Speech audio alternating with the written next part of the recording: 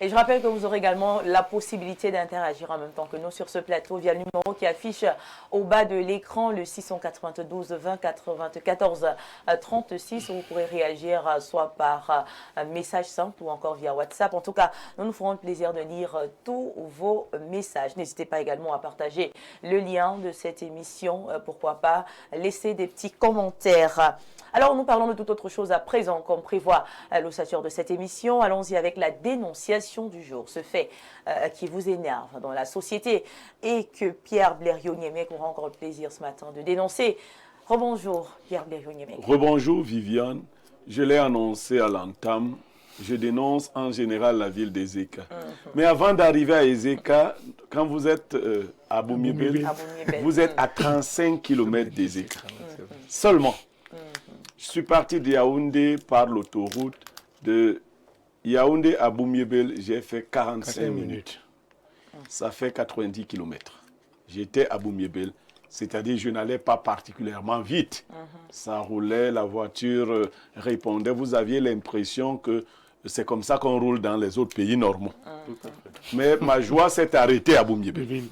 Pour aller à Ezeka. Quand vous arrivez donc à Boumiébel, à 35 km, on a recruté une société pour goudronner la route d'Ezeka et cette société travaille avec les pelles et les pioches. Voilà. Je dis râteau, pelle, pioche. Comment ça? Pour goudronner la route d'Ezeka.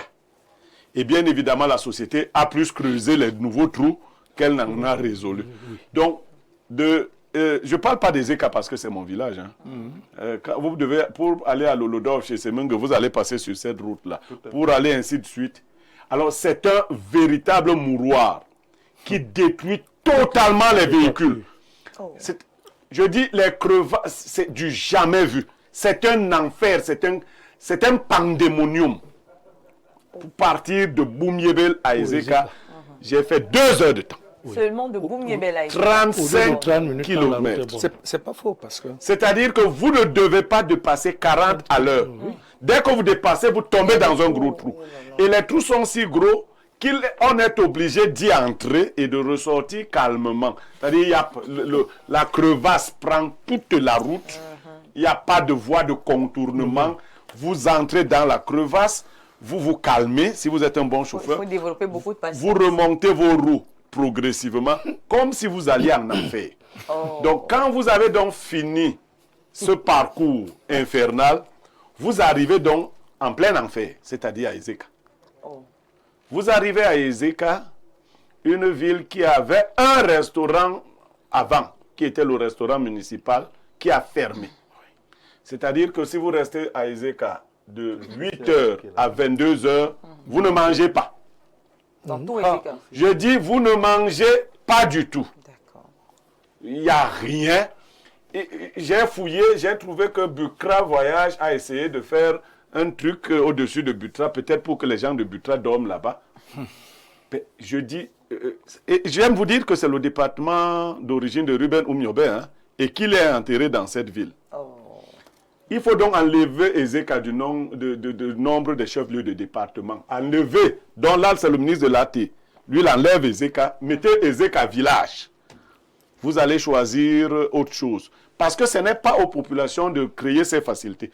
Pour le ministre des Travaux publics, vous devez donc comprendre ce que vous donnez à voir dans le village d'origine de Ruben Oum. J'ai dit, c'est l'enfer, la route là. Et vous avez donné ça à des gens pour qu'ils creusent ça avec des pioches. Je les ai filmés.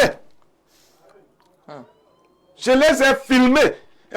J'ai demandé aux gendarmes, vous tenez encore sur la route d'Ezeka pour foutre quoi ici? Laissez Ezeka mourir. Vous foutez encore quoi ici? Mais je vous assure, j'ai souvent parcouru d'autres régions, d'autres départements. Je n'ai pas vu une situation similaire. Il n'y a pas de route à l'intérieur de la ville d'Ezeka. Pas du tout. C'est-à-dire que vous partez vous voulez aller au tribunal d'Ezeka, c'est un enfer qui n'est pas goudronné. C'est les anciennes routes coloniales. Est-ce qu'on peut détester une ville comme ça? Est-ce qu'on peut détester un coin comme ça? Le Ezeka vous a fait quoi comme ça? Et la population d'Ezeka elle-même, d'une paresse indescriptible. Mais des feignants, vous n'avez pas idée. Vous voyez une dame qui dit qu'elle vend de la nourriture au tribunal des ECA. Elle fait 6 plats. Voilà. Uniquement. Seulement. Et quand vous allez, elle dit, je ne vis pas de ça. Tu fous quoi là?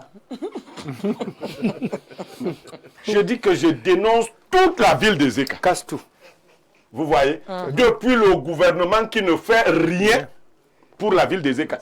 Il y a une station d'essence. Tradex. Je crois que comme Nyodok est Bassa, mais il est de, comment, de Pouma. C'est lui qui avait facilité ça. Vous pouvez, on vous parle d'un chef-lieu de département. Hein? Moi, j'ai grandi en Balmayo. C'est des villes du même âge. Prenons seulement Balmayo. Balmayo dépasse Ezeka 50 fois. C'est vrai. Je dis que j'ai pas vu de boulangerie à Ezeka. Même pas. Attends, c'est quel enfer ça? Moi, j'ai jamais vu ça. Il n'y a rien qui vous rappelle la vie d'un département à Ezeka.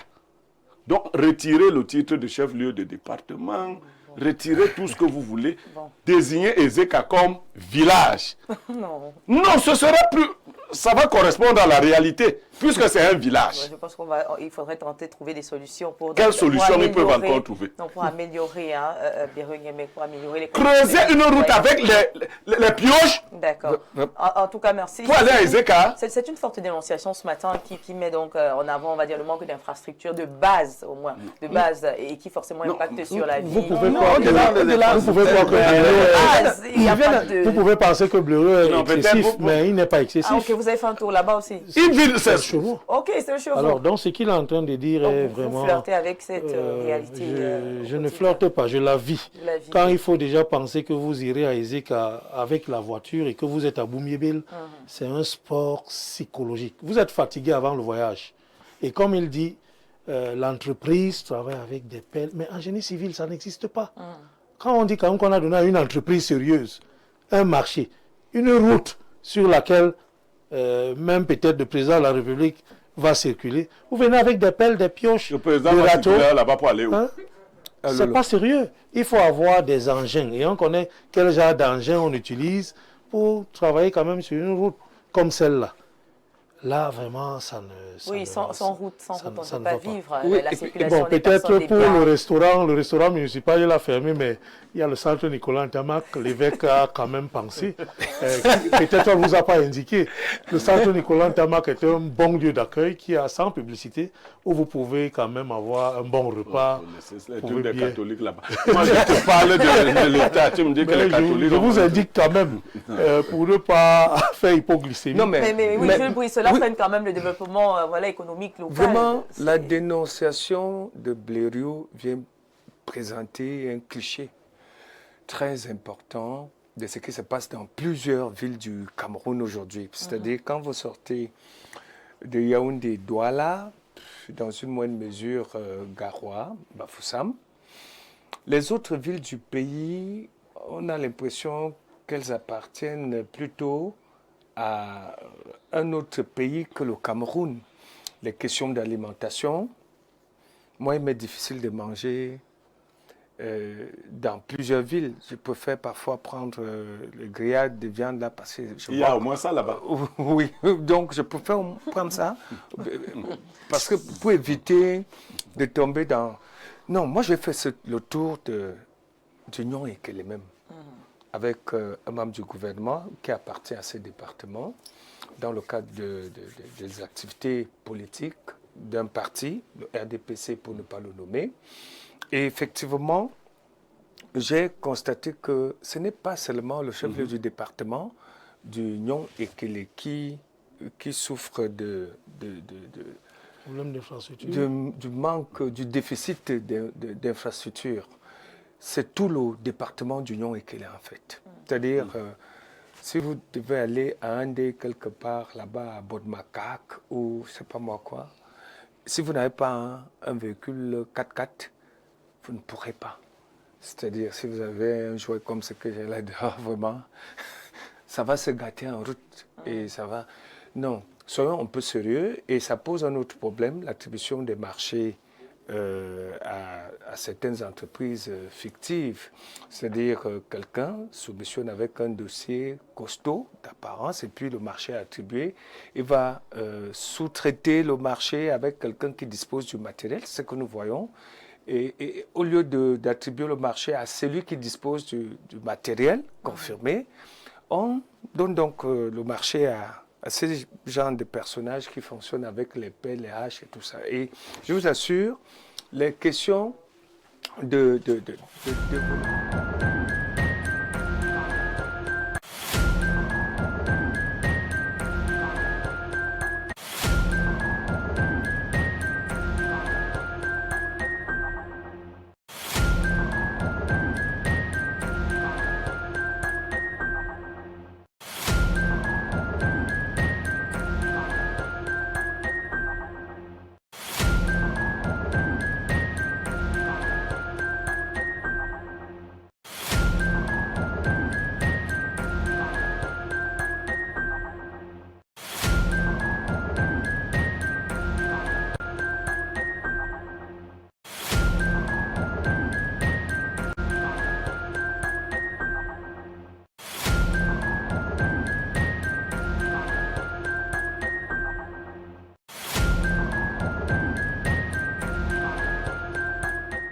On a l'impression que Ezeka est fâché ce matin quand même, hein. Une petite coupure pour manifester la colère, mais on espère quand même que voilà, aujourd'hui après la dénonciation, les choses iront mieux, parce que je me pose quand même la question de savoir est-ce que les autorités, que ce soit nationales ou locales, n'ont pas identifié Ezeka quand même comme étant une priorité en termes voilà, de développement, Monsieur Ongene. En fait, je crois que nous avons un problème de façon générale dans ce pays et qui renvoie à la question des normes. Ailleurs, là où on est souvent, et dont on souhaite ramener l'expertise extérieure vers le Cameroun, c'est que la cité est catégorisée en termes de villes. Vous avez des métropoles, vous avez des grandes villes, vous avez des districts, et jusqu'à au village. Et vous avez, vous voyez par exemple, quand on évoque par exemple la France, on vous parlera des banlieues et tout cela. C'est ça la ville. Et aujourd'hui, nous avons des ministères, mais qui ont du mal à s'approprier de cette évolution sur le plan mondial. Pourtant, on les voit assister à des colloques internationaux où les standards sont arrêtés. Ça fait que une ville, selon sa catégorie, doit renvoyer à un certain nombre d'éléments. Monsieur Blériot l'évoquait tout à l'heure. Vous ne pouvez pas arriver dans un chef-lieu de département qui, s'il faut regarder dans l'ossature de la structuration de notre démographie au Cameroun, en termes d'organisation, et que vous soyez dans un chef-lieu de département où vous n'avez par exemple pas où vous restaurez. Vous n'avez pas un lieu d'hébergement. Voilà. Je ne veux même pas parler de l'accessibilité. C'est déjà pour dire qu'à partir de là, nous sommes totalement à côté, HS, et notamment les récriminations qui ont été évoquées ici vont ressurgir. Et ça pose le problème du développement en réalité. Parce que vous ne pouvez pas vous développer en vous projetant vers l'émergence si ce type d'éléments, vous ne les avez pas réglés. Parce que vous allez voir qu'il a, par exemple, évoqué la question de la paresse à Ezeka. Oui, justement, les acteurs locaux qui vous verrez que, restent également là. Des jeunes qui sont là-bas, ils sont soit tous à Boumiébel à vendre du Mintumba ou des chips, ou ils font la moto-taxi, ou bien ils vont s'agglutiner à Yaoundé, peut-être à Barrière, je ne sais pas, les quartiers périphériques et tout et tout. Alors que pour pouvoir, chaque ville, de par ses réalités, doit pouvoir produire de la richesse et capter les visiteurs. Parce que c'est ça le mouvement. Moi, je suis souvent à Yuri quand on parle même des questions du tourisme ici qui n'arrive pas à atteindre certains niveaux de croisière. Étant donné qu'il y a des pays qui ne vivent que du tourisme.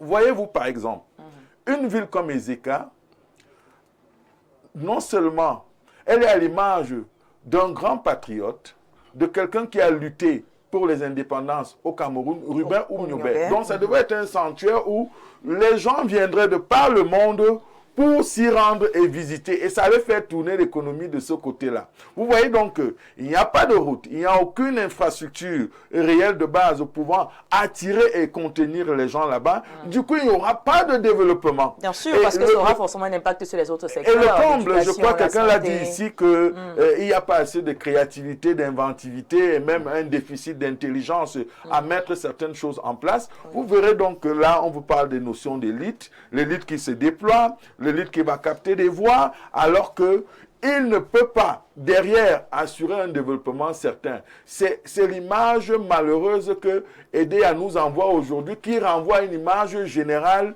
sur les chefs-lieux de région et certaines villes même emblématiques. Vous verrez cela du côté de Nkonsamba, du côté de Mbanga.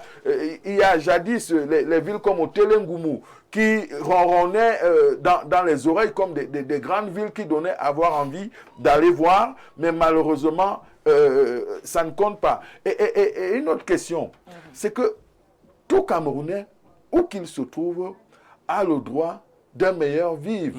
Donc, si les gens se sentent à l'étroit, s'ils vivent mal leur situation dans leur chair, ils ont l'impression qu'ils sont totalement abandonnés. Et c'est généralement ce qui peut amener des gens à se révolter ou bien totalement à baisser la garde face à certains enjeux. Suivez mon regard.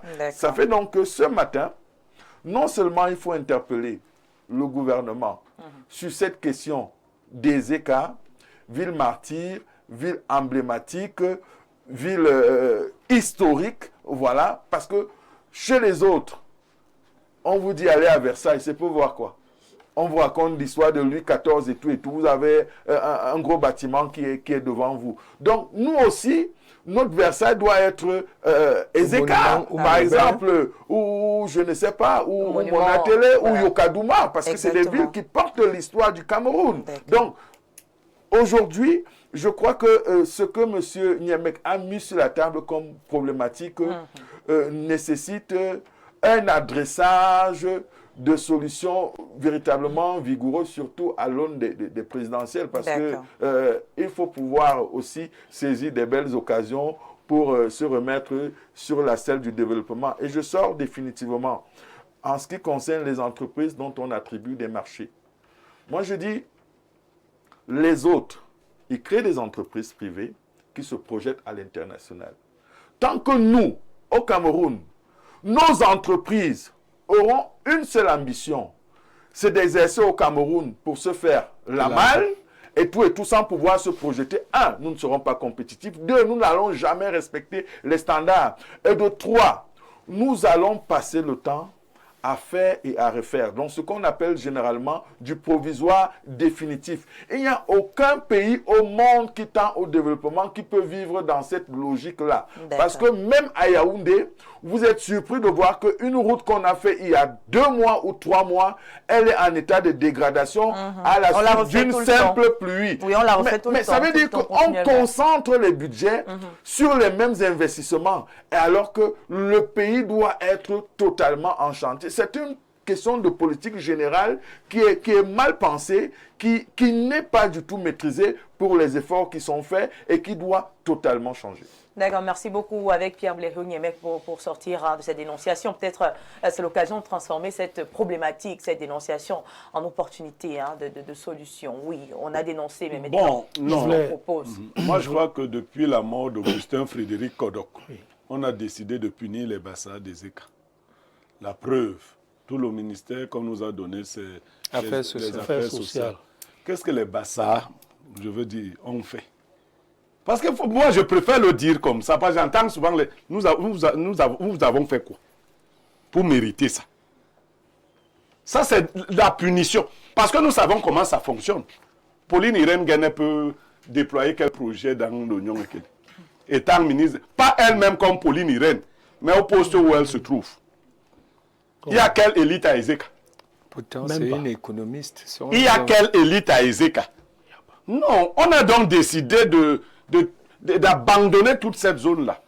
Non, on ne va pas abandonner la zone. On va essayer justement de trouver des solutions. Bon, donc dites donc en Nganou Djoumessi, voilà, de mettre... On va interpeller justement, voilà, le oui, voilà, donc il y a d'abord Nganou Djoumessi, il y a Tangandi, il y a Biya lui-même. Mais pourquoi, quand tu parles d'Atangandi, tu envoies tes mains sur moi? Tu es l'ami d'Atangandi, non? Parce qu'on vous ignore. Toi, tu es l'ami d'Atangandi. Je ne sais pas s'il y a l'ami de Nganou Djoumessi ici. Donc, dis à Atangandi, ton ami, que Ezeka se meurt. Voilà. Dites à Nganou Djoumessi que les routes d'Ezeka sont infernales. Dites au gouvernement en général qu'on ne peut pas faire ça à un chef-lieu de département aussi mythique. On ne peut... Faites en sorte que ça survive quand même. Parce que ce que le Copadelis disait, si vous ne faites pas ça, les populations vont vider ces zones pour venir à Yaoundé. Vous croyez que l'exode rural, c'est quoi? C'est qu'on n'a plus créé des villes tampons pour contenir les populations. C'est pareil pour tous ces jeunes-là qui viennent faire la moto. Il y a quelqu'un qui me disait dernièrement, les gars de Douala ne veulent rien faire, alors que les gars du Nord viennent faire la moto. La moto développe une ville. La moto salit la ville. D'accord. S'il y avait des structures au Grand Nord, ces jeunes-là ne quitteraient pas le Grand Nord pour se retrouver sous les camions à Douala en train de faire la mort. Ce que vous appelez la moto et la mort, c'est la même chose. Donc, en train de faire la mort à Douala, c'est la même chose. On ne monte pas sur une moto parce qu'on veut. On n'a pas de choix qu'on se retrouve sur cette mort-là. Peut-être donc, parce qu'on est précis. Contenez les gens dans les villes, faites vivre ces villes, et Yaoundé Douala vont respirer, c'est tout. D'accord, merci. On va prendre quelques réactions concernant la dénonciation du jour. Alors, je commence par ce message. Bonjour Viviane et à tout son panel. Blériot parle d'Ezeka, la route d'Hawaï, et ce, est en chantier depuis environ 10 ans. Et tenez-vous tranquille, ce n'est que 30 km à bitumer. Pour l'énergie électrique, n'en parlons pas. Je ne comprends pas pourquoi les gouvernants font ça. Signature félicité des Aboutou. Bonjour madame et bonjour à votre plateau. Vous êtes en beauté ce matin. Merci grand frère Blériot pour cette dénonciation. Mais aussi, il faut noter que l'on retrouve ce genre de désastre dans bon nombre de chefs-lieux, de départements. C'est le cas à Guidère, dans la région du Nord par exemple. Et même il y a quelques mois, pour quitter de Moutourva et arriver à Marois, seule route pour allier la région de l'extrême nord, seulement quelques 40 km, il fallait encore faire pratiquement 2 heures de temps. Henri Joël Moussima et Djagui depuis Malmayo.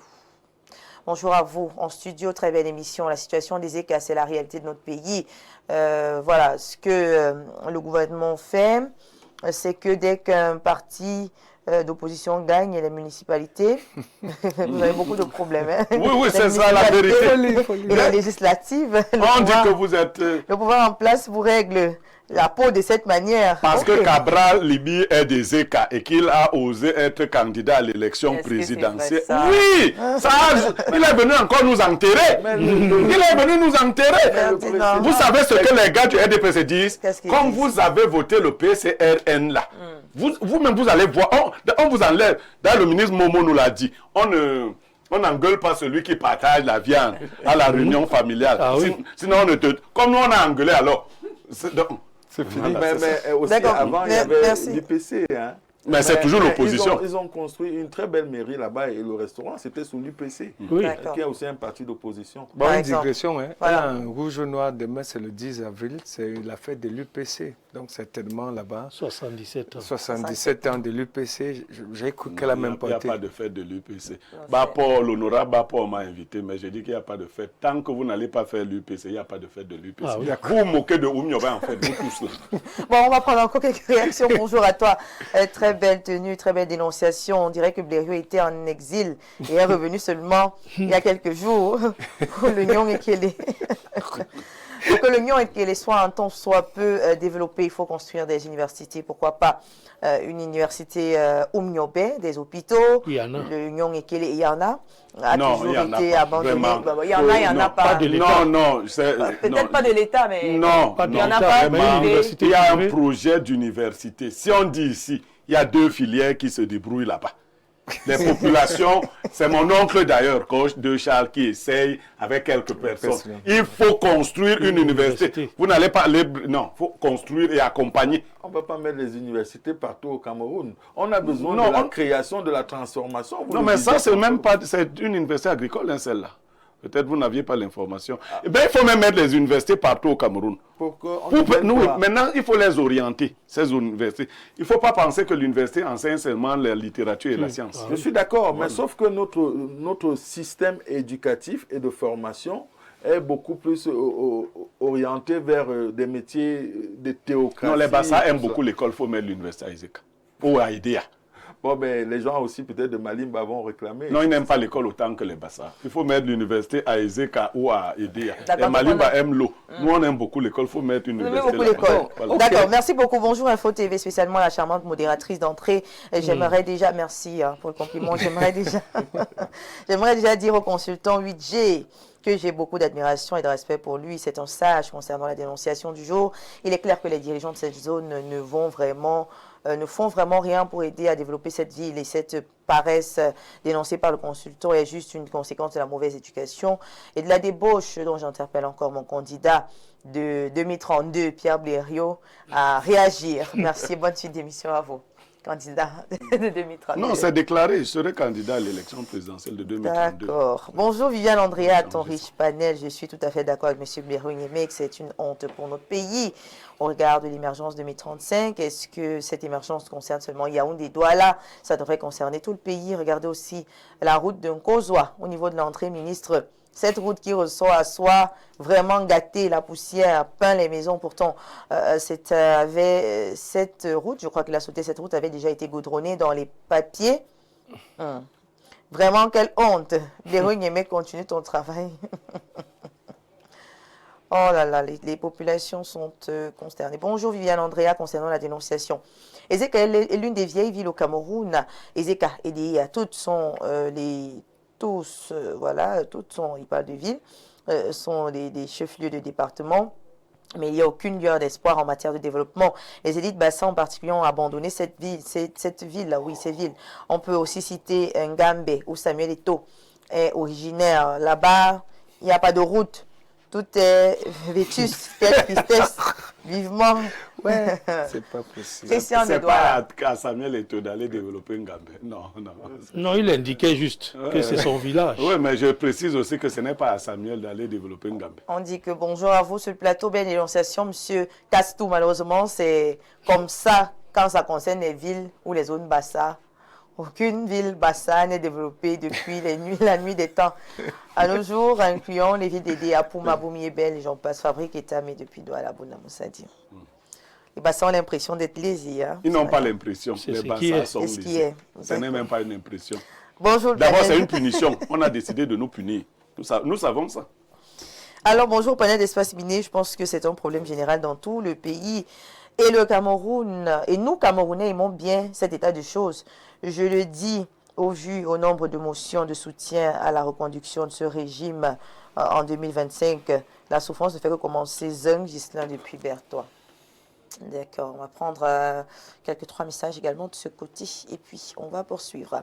Alors bonjour Viviane Andrea, dit à monsieur Niémé qu'il parle aussi de Ngambe. Monsieur Roland qui écrit.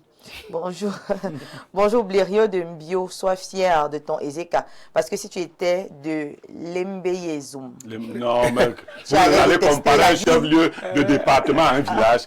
Lembeyezoum, c'est le village du chef. Vous allez comparer. Non, vraiment, il ne faut pas faire ça. Bonjour. Est-ce que je vous ai parlé même de Ngormapoubé? Je vous parle d'Ezeka, le chef-lieu de département. Bon, d'accord. Les populations de Monatélé en diront autant. Hein. On dit les hauts du sud qui passaient sur la route, le ministre, vraiment, vous aimez citer les noms. Bonjour Espace Mini à votre panel. Elle n'est pas là. Bonjour, moi c'est Hassandi, je vous suis. Merci beaucoup pour vos réactions. En tout cas, voilà, on ne pourra pas tous je voulais placer lire. un mot C'est vrai que c'est terminé avec la dénonciation. Hein, c'est vrai, je n'ai pas même eu 30 secondes pour parler de ça parce que, il faut le dire, Blériot disait tout à l'heure que c'est la paresse. Oui, non, la paresse également. C'est pas la paresse. Oui, c'est pas la paresse parce qu'il n'y a aucune industrie à Ezeka. Il n'y a aucune société qui emploie les citoyens. Pour faire alors, une mamie de nourriture. Oui, j'arrive. Une femme qui va faire 30 plats, qui n'est pas sûre que ce jour-là, il y aura les Blériot qui vont arriver. Elle est déjà habituée à faire ces 6 plats. Mais dans tous les métiers, c'est comme ça, on est sûr de rien. Maintenant, elle ne va pas faire 30 plats et réchauffer la nourriture demain. Je pense que ce n'est pas de la paresse, c'est des études. Elle est habituée à vendre ses Les populations des ECA font quoi comme activité? Il y a beaucoup de travaux champêtres l'agriculture. Qui produisent quoi? On vend quoi? C'est le marché des... Non. Mon frère, là, tu veux que je casse tout. Il y a quel marché à Ezeka qui montre qu'on travaille à Ezeka? Et juste pour vous rejoindre, vous prenez le péage de Boumiébel. Tout le monde est encore fait de façon artisanale. Ça veut dire qu'ils pouvaient développer là. Les chips qui sont vendus à Ezeka, elles sont faites avec quelle huile? Juste pour vous rejoindre. Donc, les gens... Ils veulent bien, on veut bien qu'il y ait le développement là-bas, mais eux-mêmes doivent constituer des acteurs du développement. Oui, faut pas défendre. Si vous défendez la tribu, ça va même pas défendre pas. Je vous présente une situation. Non, c'est des paresseux. C'est des paresseux. À Boumiébel, maintenant, on te vend l'orange à 500 francs. Et il a raison, c'est pas normal. Les gens viennent là, orange. Toutes les jeunes filles ont abandonné les champs pour venir vendre des oranges. Un peu de paresse quand même. C'est de la paresse. Pas qu'un peu, c'est beaucoup de paresse. C'est de la paresse. Il faut leur dire ça, comme ça les filles vont rentrer au champ. Elles ne vendent pas que les oranges. On te montre les oranges, on montre le corps. Donc elles doivent rentrer au champ. Ah, ils ne vendent pas que les oranges. Et voilà. On a